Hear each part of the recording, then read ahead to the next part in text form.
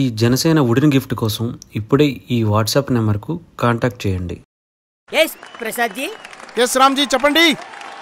ఈరోజు cycle super riders versus Kodikatti warriors కి మధ్య జరుగుతున్న ఈ మ్యాచ్ లో ఎవరు గెలుస్తారో అని ఉత్కంఠంగా ఎదురు చూస్తున్నాం. కరెక్ట్ రామ్ జీ. మరి ప్రేక్షకులు కూడా అదే ఎదురు చూస్తున్నారు. మొట్టమొదటిగా కోడికత్తి వారియర్స్ నుంచి అన్నొస్తున్నాడు.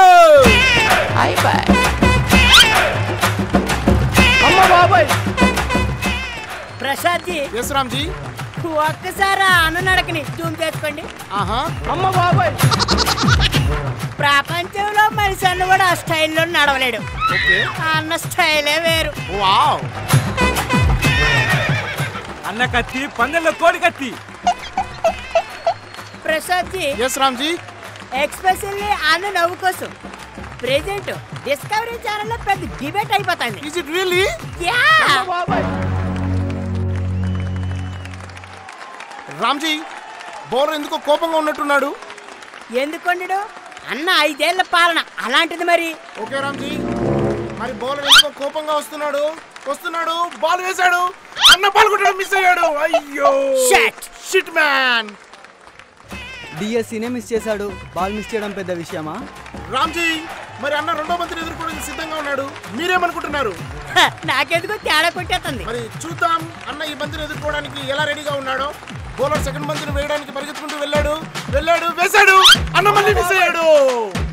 మిస్ అవ్వకుండా ఉండడానికి చేతిలో ఉన్నది గొడ్డలా ఏంటే? బ్యాటు. ఓకే అలా అంటారా మీరు? ఎస్. ఓకే చూద్దాం. రామ్ జీ 2 బాల్ మిస్ అయిన తర్వాత అన్నెందుకు దీర్ఘంగా ఆలోచిస్తున్నట్టున్నాడు. 2 బాల్ మిస్ అయ్యాయి కాబట్టి అన్నతో అవట్లే. ఓకే బహుశా బౌలర్ కి పేటిఎం చేసి ఆలోచనలో ఉన్నాడు. ఎస్ రామ్ జీ ఈ మాట నేను కూడా విన్నాను. సరే మరి 3వ బాల్ ని కూడా చూద్దామా? బౌలర్ సీరియస్ గా వార్నింగ్ ఇస్తున్నాడు. మరి ఈ బాల్ ని ఎలా వేస్తాడో చూద్దామా? పరిగెత్తుకుంటూ వచ్చాడు. బాల్ వేశాడు. What a shot! బాల్ లేచింది. అయ్యో ప్రసాద్ జీ మీరు ఏడ్చి వస్తాడు. ఒకసారి కలద్దలు తీయండి. గాల్లో ఎగిరింది బాల్ కాదు, బ్యాట్.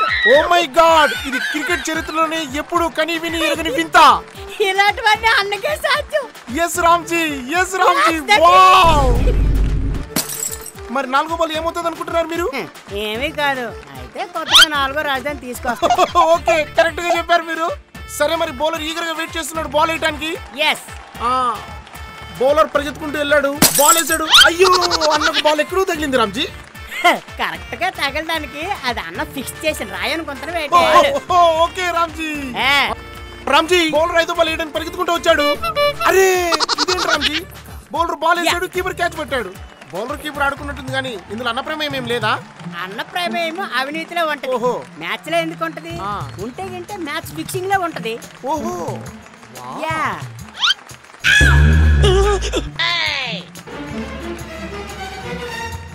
రామ్ జీ మరి బౌలర్ 6వ బాల్ వేస్తున్నాడు. బాల్ లేచిపోయింది. ఆరోగ్యశ్రీలు ఇచ్చినట్టు ఈ కాలం. ఇప్పుడు చూడు. అరే అన్న అవుట్ అయ్యాడు రామ్ జీ. అవుట్ కాదు ప్రసాద్ జీ, డకౌట్ అయ్యాడు. ఓ ఈ దెబ్బతో అన్న ఫ్యాన్ ఆగిపోయినట్టేనా?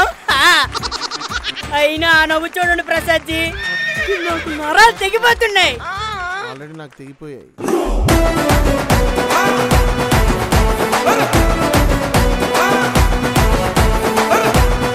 Bobby's back.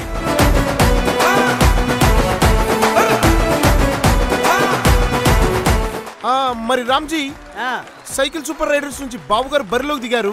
మరి ఇటువైపుగా అన్న బాలుకు అభివాదం చేస్తున్నాడు. ఇంతవరకు బాల్ అలసిపోయింది కాబట్టి దాని ఓదార్పు యథావిధిగా అన్న ప్రాసెస్ లో చేస్తున్నాడు.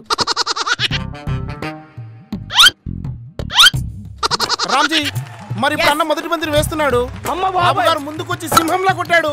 బాల్ గాల్లోకి ఎగిరింది. అలా ఎగిరింది. 6.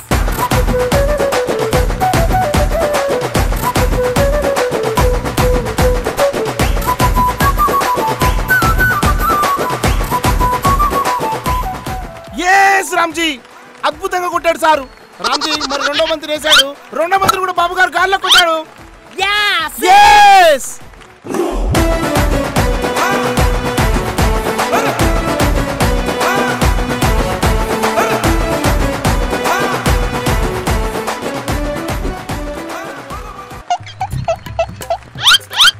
అమ్మ బాబాయ్ బాబు గారు ఆ బాబు గారు 3 మందిని కూడా గల్లు లేపారు. What a shot.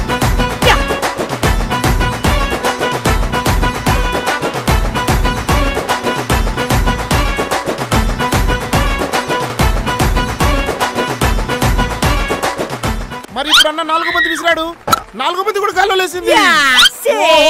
6ల వర్షం కురుస్తుంది.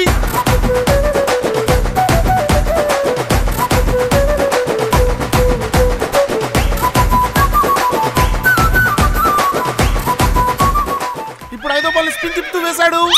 బాబు గారు మళ్ళీ గాల్లోకి లేపారు. Oh my god.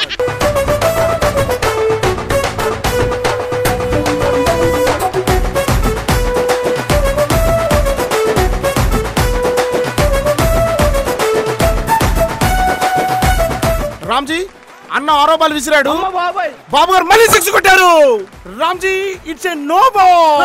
ఇది మన 6 అయితే.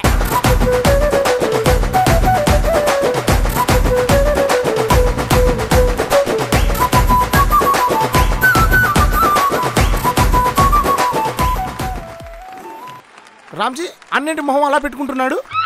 ఎక్కడ పెట్టుకోవాలి అర్థం కాక అలా పెట్టుకోలేదు. Oh my god. No ball తర్వాత అన్న తిరిగి మళ్ళీ బాల్ వేశాడు. బాబు గారు దాన్ని గట్టిగా కొట్టారు. గాల్లో ఎగురుతుంది.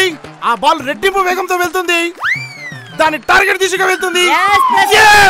టార్గెట్ రీచ్ అయింది.